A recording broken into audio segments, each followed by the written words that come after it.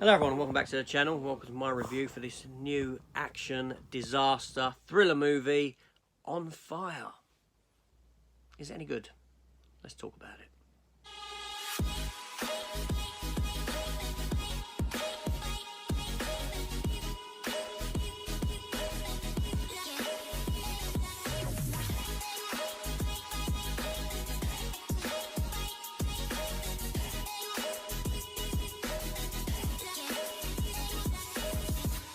Hello everyone and welcome back to the channel and welcome to my review for On Fire. This is a 2023 action thriller disaster movie about a wildfire. Yes, we can't turn on the news during the summer without hearing about wildfires devastating areas around the world, and this film is about that, a wildfire, but one family's struggle for survival while being caught within one. The film is rated PG-13 with a very short runtime of 1 hour and 20 minutes. It comes at us directed by Nick Lyon, who was also the writer on it with Ron Peer, but there is a second director in the mix, and that being Peter Facinelli. Now, Peter Facinelli is actually the main star of the film. He plays David Laughlin, and he is joined by Fiona Dourif as Sarah Laughlin. Now, Fiona Dourif is the daughter of Brad Dourif, and she herself has appeared in the Chucky TV series. She has appeared in the latter two Chucky movies as well.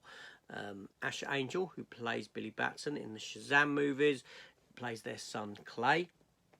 Lance Henriksen joins proceedings as their grandfather, and you have an actress called Ashley Forsley as Kayla, who's a first responder, 999 call answerer in the fire service, popping up proceedings. Like I said, this film is about a wildfire and this one family's struggle to survive, and we're introduced to them at the beginning of the film. We come to find that Clay, the son, he's a bit of a sprinter at school. This obviously is going to come into play at some point in the film. You wouldn't do it otherwise. And this family, they live in the woods. They live in a trailer park in the woods. And there's wildfires occurring close by, but some distance off. They are separated by a ridge to these fires. However, the wind changes, the embers flow down to their neck of the woods, for want of a better term, and fires start to begin there. The family's separated at first. The father goes off to get bits and pieces, knowing that there's fires close by, to prepare. While this happens, this is when the winds change and the fires start. The roads get shut off. Emergency service shut the roads off. He managed to get through to go and pick up his wife and his son and grandfather, who have already headed out in another vehicle but have crashed. He finds them, and they have to fight to survive. And that's what the film is about. One family unit fighting to survive during this wildfire. Yeah, so what did I think of this film? Now, this film, having a look at it after my actual viewing, it is getting some pretty good ratings. It's not a bad movie by any means, but it's not a great movie either. At 80 minutes, it's a swift runtime. Thankfully, it doesn't overstay its welcome. You have a nice dynamic between the family. The acting is good, all this sort of stuff. The effects, you know, a lot of it is CGI fire and this sort of a thing.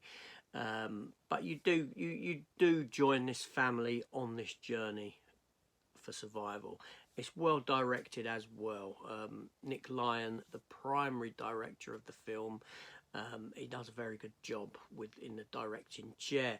Now, the only reason that star Peter Facinelli is listed as a director as well is because Nick Lyon caught COVID towards the last couple of days of filming, and they chose Peter, the main star, to wrap up the movie, for him to finish directing duties, wrapping up the movie. So there's nothing untoward in that sense.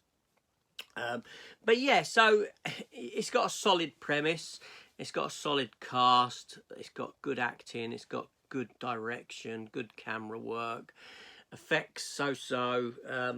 The main problem I have with the film is I've seen it all before. It doesn't do anything that hasn't been done in the disaster genre before. It is same as every other disaster movie. You just change the backdrop, you just change the disaster, and that's my primary issue sitting down and watching these films now, is the familiarity of what I am watching and what I have seen, where I've seen it before. But for 80 minutes, it's a decent watch. It's not going to win any awards, but it's not bad either. It's just it was a decent 80 minutes. That's all I can say.